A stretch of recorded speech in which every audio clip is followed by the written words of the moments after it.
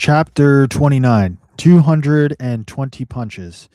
On May 5th, 1945, the growl of four huge engines echoed over Natsu. A B 29 was circling the steel mill. Sirens sounded, but in the mill, the foreman kept the POWs working. There was a sudden massive crash, and it began snowing very hard inside the mill. It wasn't snow, but dust falling from the rafters. The Japanese fled. The panicked POWs crowded together, praying they wouldn't get hit. The bombs missed, blowing gaping craters in a field nearby. But for the POWs, there was much more to this raid than holes in the ground. If the Americans were attacking a lone steel mill in a place as obscure as Natsu, did this mean that they had already destroyed the big strategic cities? The answer came 10 days later, when 400 new POWs shuffled through the gates. Their bird delivered his standard harangue. You must be sincere. You must work for Ernest. You must obey. I have spoken. Who the hell is Ernest? Muttered a POW. The new men said they'd come from slave camps in the vast war production cities of Kobe and Osaka. Weeks before, B 29s had swept over the cities in 300 plane swarms, showering them in firebombs. Of no use to Japan in razed cities, the POWs had been shipped to Natsu to continue slaving for the empire. The new men had one other piece of news. Germany had fallen.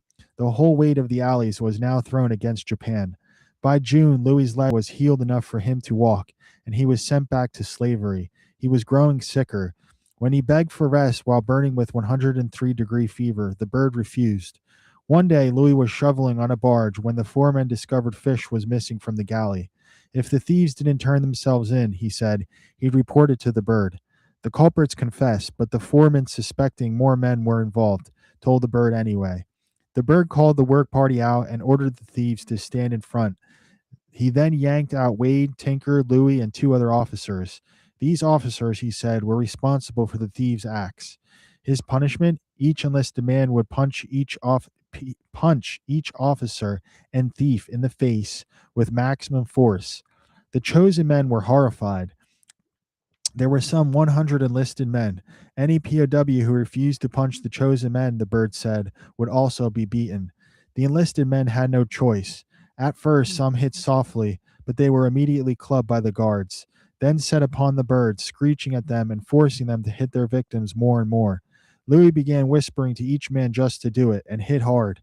For the first few punches, Louis stayed upright, but soon his legs wavered, and he collapsed. He pulled himself up, but fell again with the next punch and the next. Eventually, he blacked out. When he woke, the bird forced the men to resume punching him, barking, "Next, next, next." In Louis's whirling mind, the voice began to sound like the trampling of feet. The sun sank. For 2 hours, the beating went on. The victims had to be carried out to the barracks. Louis's face was so swollen that for several days he could barely open his mouth. By Wade's estimate, each man had been punched in the face some 220 times. June 1945 became July. Every night, great forests of B 29s passed over, air raid sirens screaming their arrival. Sometimes the men could hear soft booming in the darkness. Louis was sick and demoralized. He lay on his plank, daydreaming of the Olympics, clinging to them as a shining promise. He prayed ceaselessly for rescue. His nightmares of the bird were endless. His will was fraying. The food situation was increasingly dire. With the import of the new POWs, the population had more than doubled, but the rations hadn't. Now the rations were still smaller, usually nothing but seaweed. Fall was coming, and Louis and the other POWs were scared. They were told their rations and supplies of heating fuel would be cut more in winter and might be discontinued. Many men were barely hanging on. In the barracks one day, a young POW dragged in from slave work lay down, asked Louis to wake him for dinner, and went still. At chow time, Louis kicked his foot. The man didn't move. He was dead. Few POWs in Natsu or anywhere else thought they lived to see another spring. There was a worry greater still. Even in isolated Natsu, it was obvious Japan was staggering. Watching B 29s flying unopposed, the POWs knew Japan's air defenses were gutted, and the Americans were very close. Civilians were in shocking condition. The limbs of the adults were grotesquely swollen from beriberi. The children were gaunt. The POWs were so disturbed by the famine among civilians that they stopped stealing. Japan had long ago lost this war, but for Japan, surrender was unthinkable. If a massively destructive air bombardment couldn't end the war, invasion seemed the only possibility. POWs saw women holding sharpened sticks, practicing lunges, and small children being drilled with wooden mock guns. Japan was preparing to fight to the last man, woman, and child. Invasion seemed inevitable and imminent. The POWs, knowing of the kill all order, were terrified. At one camp, which held 2,000 POWs and civilian captives, villagers told the prisoners of hundreds of POW bodies lying in the jungle.